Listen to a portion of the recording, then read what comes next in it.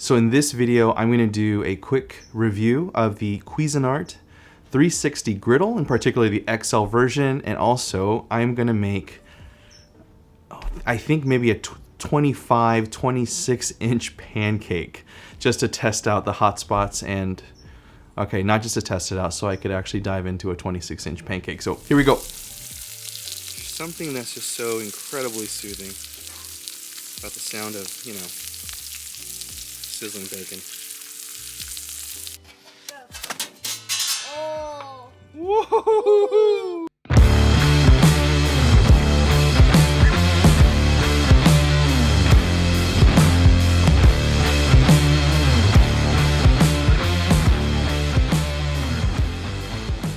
Hey y'all, so first off, please don't judge me. I'm recording this in our kids' playroom right now, hence the stuffies and everything. This is actually the cleanest room in our entire house right now, so it's very telling on how we're living these days.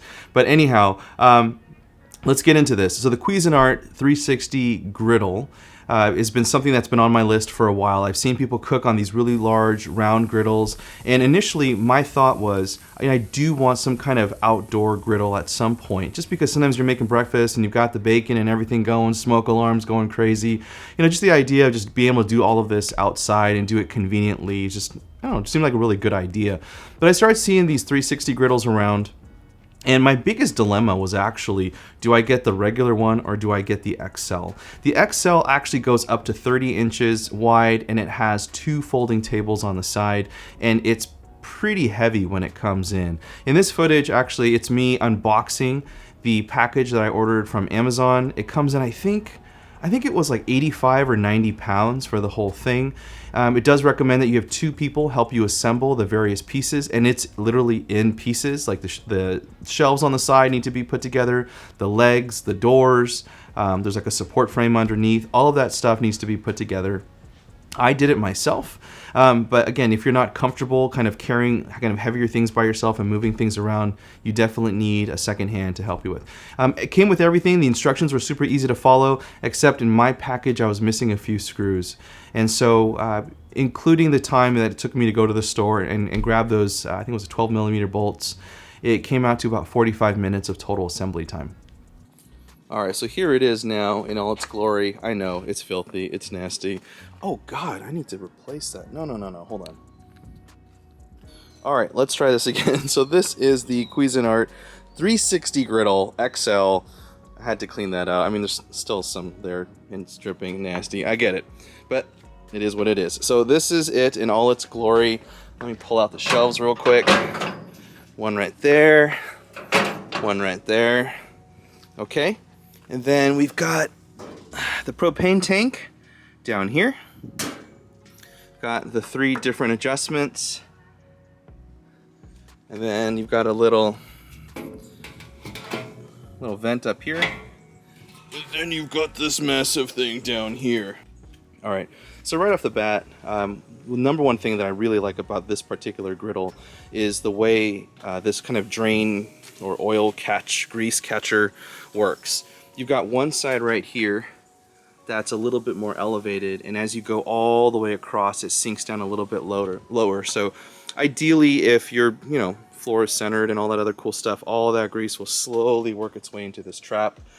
And of course, you can just kind of scrape it as you go, and it's just very easy to clean. So unlike I think I had a Coleman outdoor griddle for a while, and the Camp Chef one, I mean, it's nice, but if you've got burgers over here on this side and you got buns over there on this side, if you've got that enclosed area on your typical rectangular griddle, the grease can kind of get around and it gets all messy, but in this one I can kind of just clean it up as I go. Okay, so another thing that I actually really like about this is the fact that it does have the 3 different burners. And so the idea that you actually have, you know what, let me do this. Alright, let me see if I can just lift this up. Alright, there you go. Hopefully y'all can see that somewhat clearly. Right, so the idea that you have the burners a little bit more spread across the griddle prevents you from having as many of those hot spots. And we're actually going to do a quick test with my infrared thermometer here in a second, just to see how even those temperatures are across this griddle with everything on max. Alright, so we have this thing currently on all 3 cylinders. Actually, is it? Okay, yeah. So all three of these are turned on high. It's been just under 5 minutes, and I've got my little infrared thermometer here. I'm just gonna run a couple of tests at this point just to see how quickly this thing is heating up. So, pointing right there at center, looks like it's about 358, not bad. On the left, it's all over the place. But yeah, about close to the same, 358. Over here, closer to 425. Ooh, 440, 430. Okay, so around that. I'm not sure how accurate these things are anyways. Up there, 330 up to 350. And right before us right here, you can see that little red dot on the grill, or on the griddle. Gosh, so that's coming in a lot lower. So it's about, well, now it's going up to about 300. So 380 in the middle, about 300 right in front of us on the lip.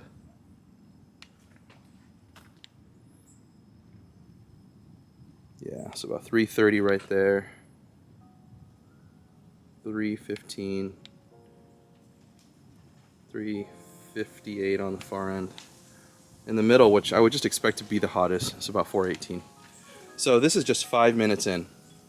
Alright, we're coming back. So now it's been about 10 minutes since I fired up all three of the burners on this griddle. So I'm just going to come back in here again just to do a quick test to see what temperatures we have. Ooh, it's getting windy. Alright, so now the middle is up to, it's going up and down here. Let's call it 460 on the right side. Let's call it 390 over here. 413 in front of me. So this was the coolest part last time. This is about 367. And on the far end, 440. So yeah, so this area is definitely heating up a lot more. I'm curious what's going on over here on this side. I don't know if the wind has something to do with it. Currently the winds, you can kind of see by the smoke coming off of the griddle, but it's coming in this way, so I'm not sure if that affects it a little bit. But not bad. So 10 minutes in, and we're already at that temperature. Well, we've been at that temperature ready to cook. But just to kind of give you an idea of how hot this thing can go. I'm going to let it go for 5 more minutes, so we're going to come back here in a second. Alright, so we're back 15 minutes later. Let's do one more temperature test with the infrared thermometer. So now in the middle, I am at 510. Let's call it that. Over here, 488. This is at about 481. Let's call it 484. And then up here, about 414, 415. So this one over here, so this whole section, even though all three burners are on high, is currently and consistently recording like 40 to 50 degrees cooler than all of that. And then the center, as we expected, is definitely the hottest part of the griddle. All right, so let's just do a very quick recap. This massive thing comes in at about 85 to 90 pounds. A lot of assembly required, but on the 30-inch, on the XL that is, you do get 2 of those side tables. You do get the 3 adjustable knobs on the burners, and you can adjust them into different zones if you'd like to, which is what I use primarily right now for those smash burgers that I've been making. It's just very nice to be able to have a cooler spot for the buns, or to kind of hold the grilled onions for a bit while you've got the meat going on the other side, whatever you want to do there. So I do like the control of having the 3 knobs on this one. I love the extra real estate and the shelf. So for me personally, I don't think I would ever get the smaller one. Granted, we do have the space right now for the XL, so that was an easier decision for me. And I don't know about you, maybe you've already purchased the XL and you're just, you know, I don't know, just interested in learning more about it, or you're on the fence with which one to get. Personally, I just didn't want to be in a position where I got the smaller unit. Sure, I save a little bit of money, but then regret it because I can't churn out as much food as I need to when I host family or my friends over and things like that. So I'm very happy with that particular decision. The question, of course, comes down to, would I do this again? Do I think it's something that I'm gonna keep in my backyard long term, and it's a product that I fully believe in? Overall, yes. I really like cooking on the griddle. The burgers, breakfast, heating up sausages, doing kind of like a hibachi stir fry and vegetables and things like that. It's all been great for all of it. I love, again, that whole ring around the entire griddle where you can drain all the grease and stuff. Very easy to clean. Overall, once you fold everything down, put the lid on and put the case on there, it actually is a pretty small footprint, and I do find myself wanting to use the griddle more often than even just my regular kettle grill on the side. Okay folks, so that is about it for this video and this brief review of the Cuisinart 360 XL griddle. If there was any other kind of question that you had that I did not answer, feel free to drop those in the comments and I will definitely respond to those. Usually I do them pretty quickly, not too much going on the channel these days. And so yeah, drop them in the comments, let me know what you think or if you have any questions on it. And as always, if you found this video helpful or entertaining, feel free to hit the like button and subscribe, and we will see you on the next video. That middle part right here, that's not ready yet. Alright, we're gonna try and flip it. Ready? Yeah. In 3, 2, 1. Go. Oh! Woohoo! Look, we flipped it! Look at that thing. Alright. Woo! That went a lot better than I thought it was going to. Nice work, Logan. Nice work. How's it looking? Not yet. Alright, it's time for the big reveal. Here we go.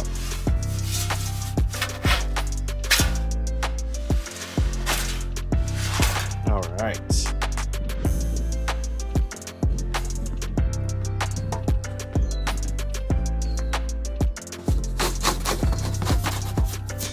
Boom! There's your pancake. It's bigger than my face.